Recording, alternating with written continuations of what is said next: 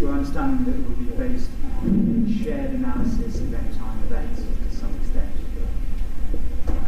If so, do you expect Orthodox Christianity will change its Trinitarian theology after Jesus, peace be upon him, returns? Did you hear the question? No?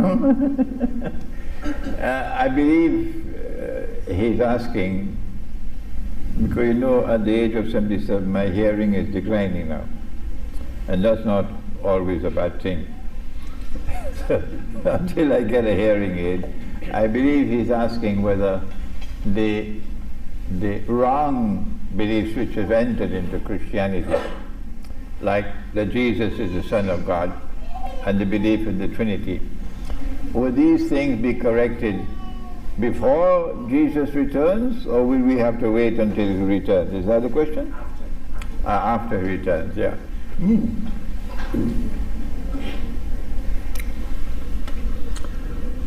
My view, and I can be wrong, my view is that this subject, Constantinople and the Quran, is the key.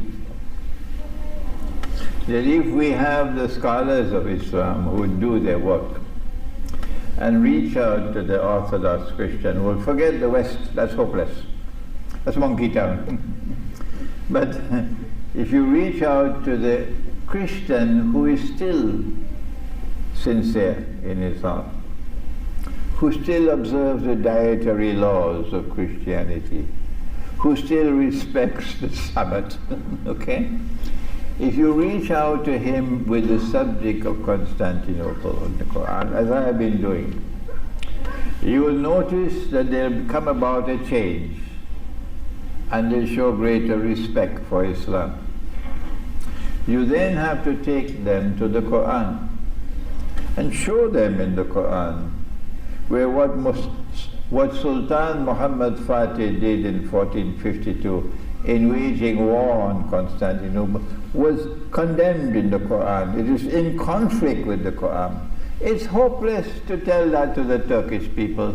They don't respect the Quran. But teach that to the Orthodox Christians. And they will look in the Quran and they say, yes, this is what the Quran has said. That you cannot wage war on a people who want peace. When they see that with their own eyes, they will have an affection for the Quran. And when you take them to the Quran and show them in the Quran where Allah has said that you must fight to protect the cathedral, and He changed the cathedral to a masjid, then they would show greater respect for the Quran when they see it with your own eyes. But if you tell that to the Turkish Muslims, the Turkish people will never believe it. They don't respect the Quran at all. Illa masha'Allah amongst the Turkish people. And so as you take this subject to the Orthodox Christian world, their views on Islam and the Quran will change. Yes. Eventually, my prediction, I'm not a prophet, eventually even before Nabi Isa alayhi salam returns, there will be Christians who will say, we believe that the Quran is the word of the one God. Yes. And we believe that Muhammad, Allah's blessings be upon him, is a prophet. The Salafi will then jump up, take the shahada, take the shahada. But we'll show some more wisdom than the Salafi. Now, you are already in Islam. How can I invite a man into Islam who is already in Islam? Huh? They are already in Islam. The religion of Islam did not come to the world for the first time with Nabi Muhammad. Islam is comprised of two things. The deen is comprised of two things, not one. It is comprised of correct beliefs and right conduct. These two things. And because the world had forgotten that, Allah sent Gautama Buddha to tell you, if you don't have right conduct, you don't have religion. That's Buddhism. Right beliefs alone is not going to take you to heaven. You need right conduct. Okay?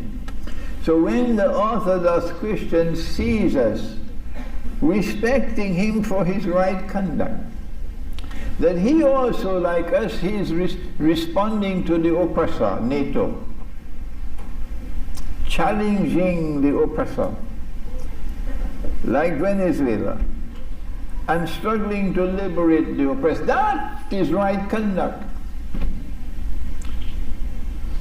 And when he sees us establishing, we are both on the same wavelength, and we still have the same belief in one God, then even though he still worships Jesus as the Son of God, and he still worships in the Trinity, his conduct is right, and he has a part of the truth with him. So you don't take a stick and beat the daylights out of him and wage a bogus jihad against him in Syria using Yankee dollars and state-of-the-art weapons coming down with Santa Claus, which is bogus. No. What you do is you take him to the truth which is with him and gently bring him to the truth which is in the Quran. Should I repeat that? This is wisdom. You take him to the truth which is with him. He's already your brother. He's already your brother. The Orthodox Christians in the world today who stand with me solidly as my brother. Yes, we are in a fraternity, Orthodox Christians. They identify with me. We are one community. You take him to the truth which is with him. They do the same thing with the Hindu. Yes, if a Hindu is righteous in his conduct, he's honest, he's trustworthy. When he gives his word, he keeps his word. He cannot tolerate oppression. That man has half of the deen already. Are you going to write him off? The other Hindu who identifies with Israel and he hates you and wants to oppress you, he doesn't have deen. But not all Hindus are like that. So when a Hindu is righteous in his conduct, and there is a part of the truth still left in the Vedas, what is wisdom?